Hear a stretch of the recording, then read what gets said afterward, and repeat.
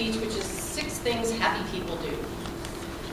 In his speech today of 5 to 7 minutes, he's going to be talking about he's going to be using visual aids to communicate the appropriate message for the audience, and he's going to be doing this with ease and confidence.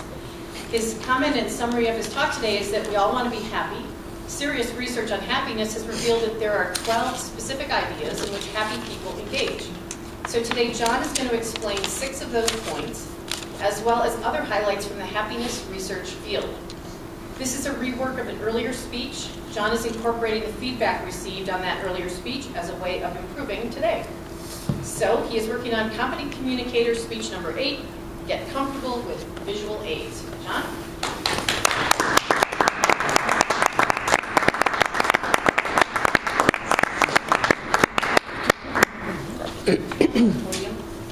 Yes, if you could, that would be terrific. Can I move it? If you could slide it over, that would be terrific. And let's see.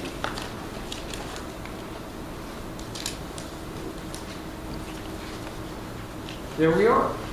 Good morning, everyone. Today we'll talk about 6 of the things that happy people do. Serious research has been going on for 2 decades in the field of happiness. Gee, imagine being a freshman in college, showing up to your parents, saying, I've picked my major and I'm going to study happiness. Imagine what a devastating blow that would be to them. However, serious research going on, serious money going into happiness research, including the U.S. Army. Happy soldiers apparently are better soldiers. The key, though, the key question, can we manage our happiness? It's really easy to believe that you're just at a set point in happiness, that you're as happy as you're going to be, and so why even try to manage it? Well, it turns out that there are 3 big sources of happiness. There are genetics, which is the blue area off to the left. That's about half of how happy someone is, determined by your genetics. So if you listen to Garrison Keillor and you're from a family of bachelor Norwegian farmers, you're going to have a tough time working a long way above that bachelor Norwegian farmer level of happiness. Now, the thing that I thought of before reading this research was that your happiness is determined by your situation. We live in Park City, one of the best places on the planet. You know, people biking, they're running, they're skiing, they're fishing, they're just having a terrific time. Everybody here ought to be outrageously happy. Well, it turns out only 10%, 1 part out of 10 of your happiness is determined by your situation. And that goes whether you're living in Park City or now a resident of Kiev. Amazing, only 10%. That leaves 40%, the gold area, that's within our control. 40% of your happiness is within your control, which is really terrific. That's a big area to manage. How do we manage our happiness then? What actions can we take to manage our happiness? Well, it turns out that there's 12 things that happy people do consistently. And one of them is express gratitude. And this slide came from a plaque that I saw at Southern Utah University from one of their large donors. And the saying was, your altitude is determined by your attitude, and that is determined by your gratitude, how grateful you are. And this saying just really grated on me for a long time. And it grated on me because it was such a trite saying for such an important idea. But I finally came around to saying, gosh, this is really right. Your altitude is determined by your attitude, which is determined by your gratitude. Number 1, express gratitude. Number 2, cultivate optimism. See the glass as half full. See the potential in the world.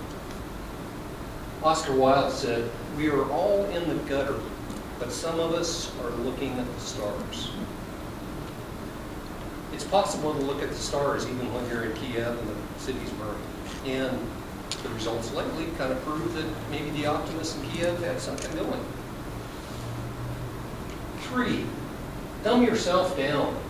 This originally said, avoid overthinking. I thought, no, I want to really get in your face with this a little. Dumb yourself down. Ernest Hemingway. Happiness in intelligent people is the rarest thing I know. I know quite a few of you a little bit. There's clever people in this room. You all showed up to improve yourself.